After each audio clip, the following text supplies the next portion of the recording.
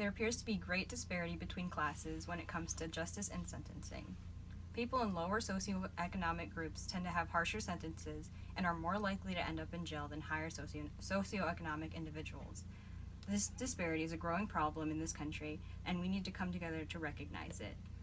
Many times, individuals in lower class neighborhoods have less social support and guidance in life.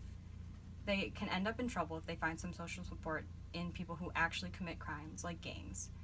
This is very common in low socioeconomic neighborhoods. Sometimes it may seem that they are forced to commit a crime, and they also seem to be more targeted by the justice system. One example of this is the crack versus cocaine ordeal. The sentencing of these two drugs are very different. That is because one is considered a poor person drug and the other a rich person drug. They are more lenient on sentencings with cocaine. The harsher sentencing against crack seems to target individuals in lower SES groups. Thus, the 100-to-1 ratio was created.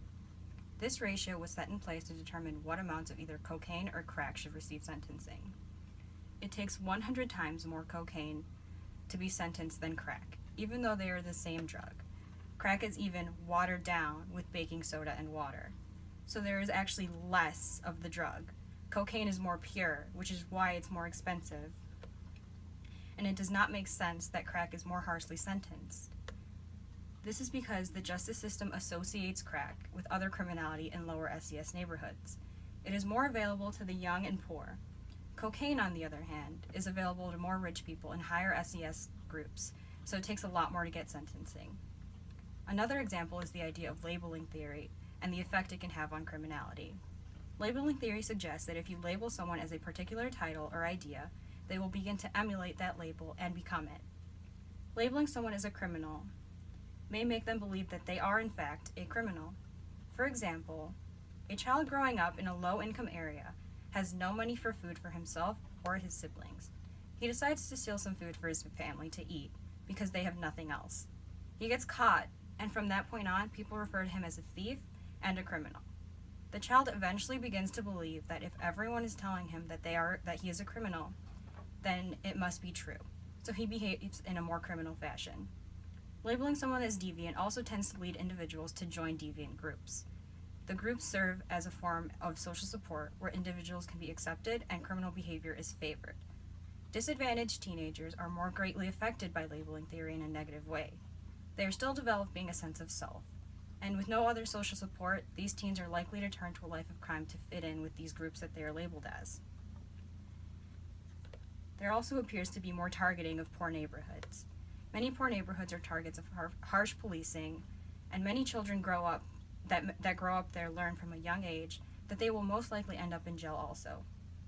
People in low SES are more likely to be arrested, charged, and convicted than high SES individuals. Many times, people who are not from these lower class neighborhoods believe that people in low SES groups got themselves into that situation.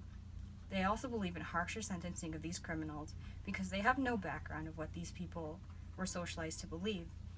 In the video we watched, The Prison State, many of the kids felt hopeless. They felt that jail time was inevitable and really had no sense of purpose or motivation to do right. They felt that because they lived in a certain neighborhood, no matter what they did, they would still end up in prison.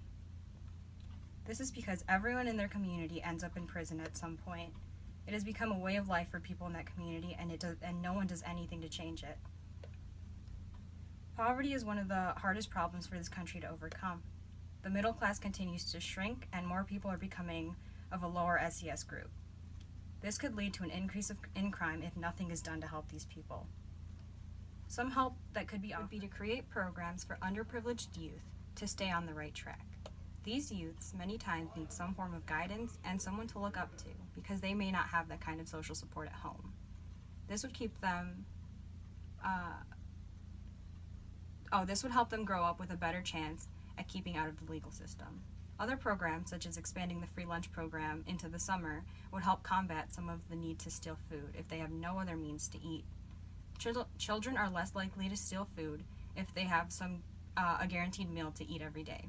This would prevent the children from being labeled as deviant or criminals, therefore helping stop them from fitting into those kinds of groups. This disparity in the criminal justice system and the sentencing is something that needs to be addressed because it is a growing problem. We need to end the cycle of criminality and help those who don't have as much control in their lives. The justice system needs to become less discriminatory and give a sense of hope instead of a sense of helplessness.